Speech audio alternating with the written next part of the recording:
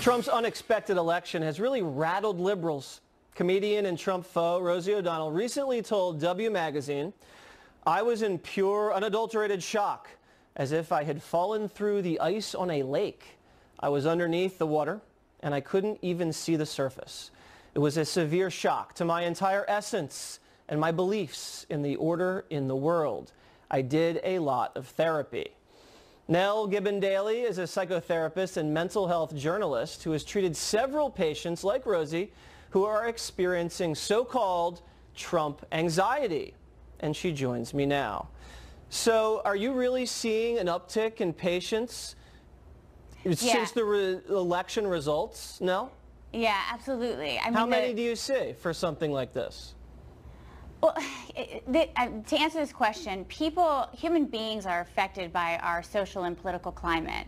And if people are under stress and they feel anxious about the world at large, then they come into therapy to try to treat the stress. And we don't just treat the individual. We can't just look at someone as an individual. We have to actually look at the community and the world in which they are functioning and living. Okay, and so like what kind of age group comes in to see you to talk about their Trump stress? All ages? All ages. And I would say that it crosses political affiliations. Oh, are there really Republicans that are stressed out about Donald Trump too?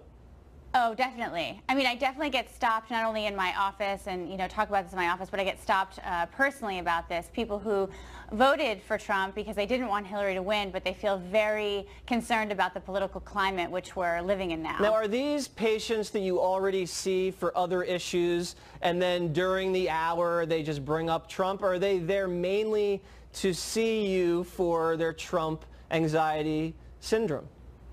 Well, there's nothing official called the Trump anxiety syndrome. I know, I just coined it, so I just want to say that. Definitely after the election, leading up to the election and then after the election, I saw a lot, I would say especially young women, and again, I practice in New York City and in Connecticut. I saw a lot of young women between the ages, I would say, of like 16 and 30 who were really, really upset. And what do they tell you when they come sit down on your couch? Are they experiencing physical symptoms? Are they worried? What are they worried about? I mean, yeah, and we can see how that manifested in terms of all the marches that took place after the election. I mean, people literally took to the streets. They didn't know what else to do with all of their anxiety that they were feeling that he was elected president. So they started mobilizing and going into politics in their own small way. But what are they experiencing kind of physically and emotionally, and what is it about? Are you talking specifically after the election? Yeah, the patients, what do they tell you they're really worried about specifically? I mean, a lot of them were specifically worried about the fact that Trump was going to be the person who was leading the country and that his policies were going to dictate what their future looked like. And like what policies were they mainly worried about? I think a lot of people were very worried about the immigration policies. I think... So did you see a lot of illegal immigrants that are worried about being deported? Well, yes, not only do I see people who are of all different ethnic races and in all sort of different stages in immigration, but people who know somebody who also is in some sort of immigration process. And I saw a lot of women who were very upset about the rhetoric and the tenor of Donald Trump and his, when he was running for president, the way, some of the things that came out about him and how he feels towards women, some of his beliefs when he was elected president, then showed up in my office saying, how could this actually happen? Haven't we come so far as to not elect somebody who would have these sort of belief systems about women? So how do you treat someone that has stress about Donald Trump's presidency? Do they meditate? Do they do yoga? Do they have mantras that they repeat when he speaks on television? Jesse, it's really important not to belittle this point. I'm not belittling at all. I'm wondering I know you're what not, the tools and I know that you give them and I know you want practical anxiety. measures, but you have to understand that when people are stressed in our society, we're not just facing an opiate epidemic in this country, we're facing a massive mental health crisis. And it cannot be said enough. 1 of every 6 Americans in this country is on psychiatric medication. 1 of every 4 women is on psychiatric medication.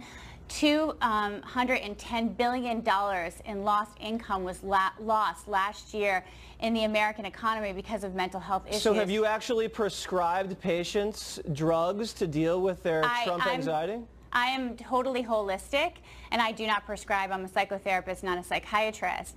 And I'm also a mental health journalist, so I look deeply at what's causing people to feel so much stress and anxiety in our country today. And when you take a look at what happened in Las Vegas, when you take a look at what happened in Charlottesville, what people are feeling about the tensions building with North Korea. No, I agree. Listen, we're living in a very, very dangerous time internationally as well as domestically with the shootings and the hurricanes and things like that. But with all due respect, do you think the generations these days that are coming to see you, do you think they've gotten a little soft when they need to see a psychiatrist to deal with the president?